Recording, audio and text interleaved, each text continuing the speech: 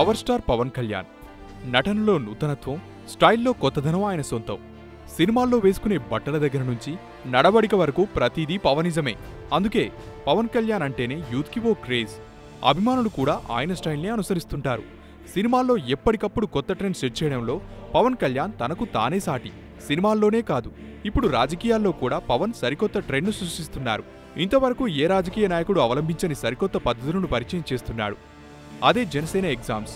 ఒక రాజకీయ పార్టీ తమ పార్టీలో పనిచేయాలనుకునే కార్యకర్తలను ఎగ్జామ్స్ ద్వారా ఎంపిక చేయడం బహుశా దేశ చరిత్రలో ఇదే మొదటిసారి.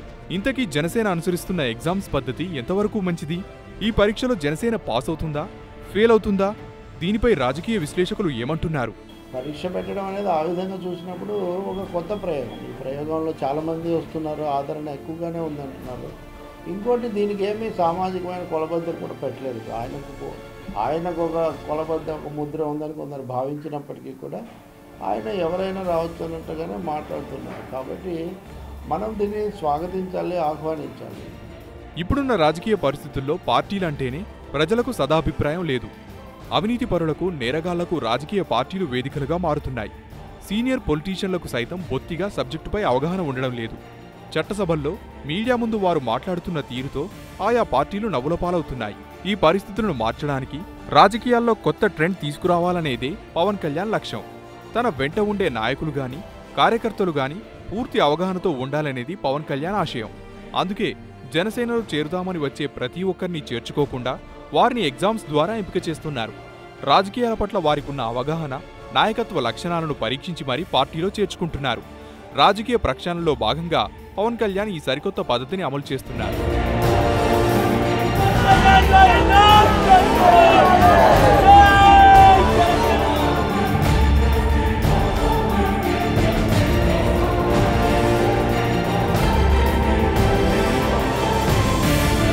పవన్ కళ్యాణ్ అవలంబిస్తున్న ఈ రాజకీయ విధానాలు సరైనవే అంటున్నారు రాజకీయ విశ్లేషకులు.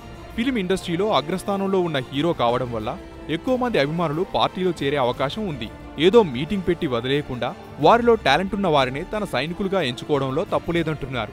జనసేన అధినేత చేస్తున్న ఈ కొత్త ప్రయోగం తన 70 ఏళ్ల పాత్రికేయ జీవితంలో ఎన్నడూ చూడలేదంటున్నారు సీనియర్ జర్నలిస్టు తుర్లపాటి కుటుంబరావు.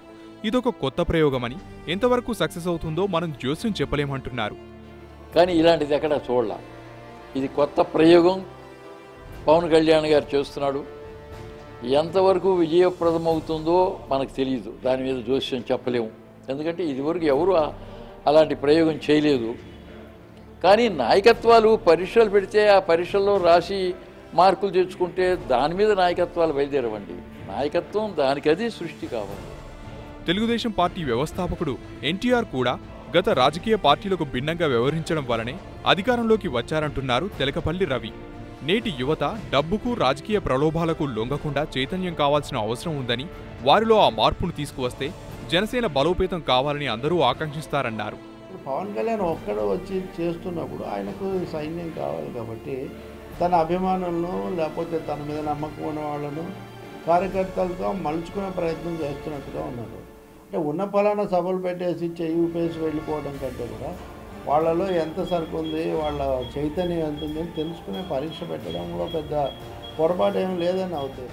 కేవలం ఎగ్జామ్స్తోనే సరిపెట్టకుండా ఎంచుకున్న వారికి కమ్యూనిస్టు నేతలులాగా మంచి తర్ఫీదు ఇచ్చి ప్రజల్లో నిలదొక్కునేలా చేస్తే ఇంకా మంచి ఫలితాలుంటాయని, ఆ దిశగా పవన్ ఆలోచించాలని వారు కోరుతున్నారు.